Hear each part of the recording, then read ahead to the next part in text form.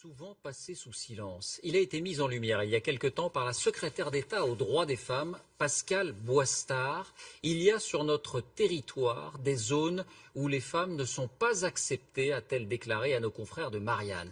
De quoi s'agit-il?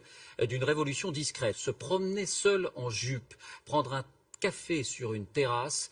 Aujourd'hui, des associations prennent le relais. Elles alertent sur ces quartiers où les femmes deviennent indésirables dans l'espace public. Regardez l'enquête de Caroline Sins et Brice Bobby. Regardez ces images. Des terrasses de café, des rues.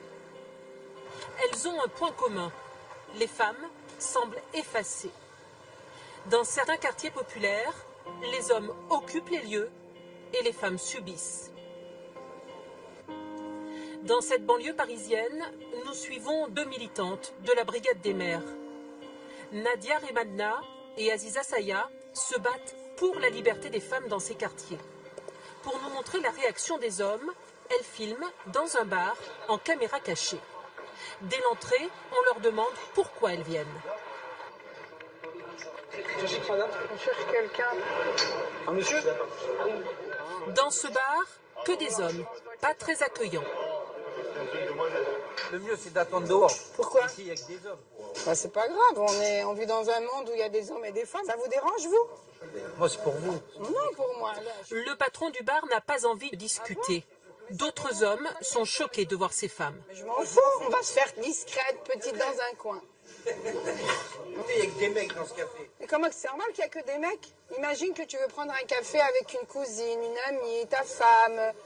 Non? Normal. Elle reste chez elle. Ta cousine, elle reste chez elle. Ah bon? Elle fait ce qu'elle veut, mais pas avec moi. Ben voilà, dans ce café, il n'y a pas de mixité. Est-ce que c'est normal? On est à Sevran, on n'est pas à Paris. Même à Sevran, c'est la France. T'es dans le 93. Et t'es à alors, Sevran, le 80... t'es pas Et alors? à Paris, c'est des mentalités différentes. C'est comme anglais. Aller dans un bar, ici, c'est braver un interdit pour une femme. Tu fais ça en Arabie Saoudite, tu dis ouais. Mais ça, on est en France. On est en train de dire, ah mais tu te rends compte, il y a des femmes quand même qui ont été dans un café. Pourquoi les hommes rejettent-ils les femmes? Un problème de tradition, de culture, mais aussi de religion, selon ces militantes.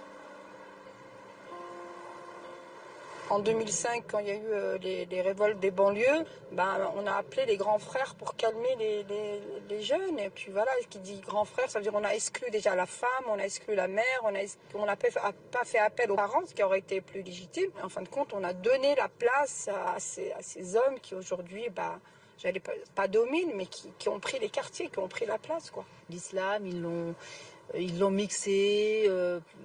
Pour moi, l'islam, c'est comme le code pénal maintenant. Et voilà, faut pas faire ça, ça c'est interdit, ça c'est interdit.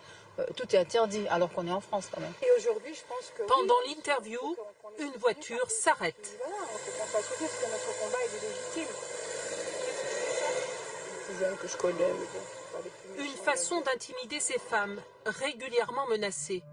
Elles préfèrent arrêter l'interview. Dans cette banlieue de Lyon, des femmes semblent s'être résignées. Comme cette assistante maternelle qui fait tout pour ne pas se faire remarquer. Je mets des vêtements sombres, des pantalons, pas de jupe, pas de maquillage déplacé, de rouge à lèvres rouge, c'est pas possible. Voilà. On s'efface, on essaie de s'effacer, d'être le plus discret possible. Pourquoi? Parce qu'on a peur, tout simplement.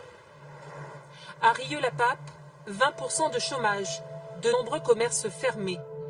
Les maîtres des lieux sont de jeunes hommes. Peu de femmes dans la rue et notre caméra n'est pas la bienvenue. Allez, on y va les filles, on va faire quelques commerces. Des femmes ont pourtant décidé de se battre. Régulièrement, elles organisent des marches.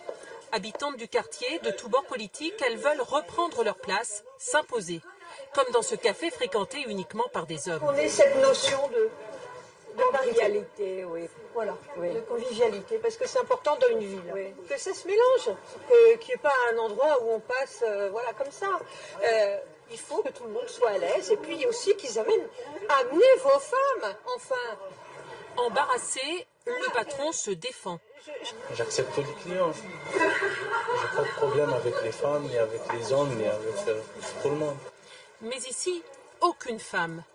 La priorité de l'organisatrice des marches, c'est de convaincre les habitantes musulmanes de participer. Mais notre but, un petit peu, nous, de mélanger. Voilà, ce qu'on aimerait, c'est... Après, il y a les convictions religieuses qui font que la femme, elle peut pas trop se mélanger. Enfin, elle peut pas du tout, même il n'y a pas de mixité, en fait. Sous le regard des hommes du quartier, difficile de parler librement. En plus, ils ne sont pas contents parce qu'ils nous regardent de travers. Voyez-vous votre fille boire un café là? Certaines femmes ne comprennent pas l'intérêt de la démarche. Mais moi, je ressens pas le besoin, comme vous disiez, madame. Vous avez parlé de bistrots. Il faut aller dans les bistrots. Moi, je ne me ressens pas le besoin d'aller dans les bistrots. Et quand elle décide de s'installer à une autre terrasse de café, les hommes préfèrent quitter les lieux. Cette fois encore, la marche n'aura séduit qu'une seule partie des femmes. Il n'y a pas beaucoup de femmes musulmanes, elles trouvent l'idée très bien, mais elles ne nous suivent pas. Pourquoi? Ça, je sais pas. Hein. Ça, je sais pas. Peut-être, je sais pas. Comme à Rieux-la-Pape, des femmes s'organisent un peu partout en France et marchent à la reconquête de l'espace public. Un combat qui ne fait que commencer. Le dossier de cette édition et nous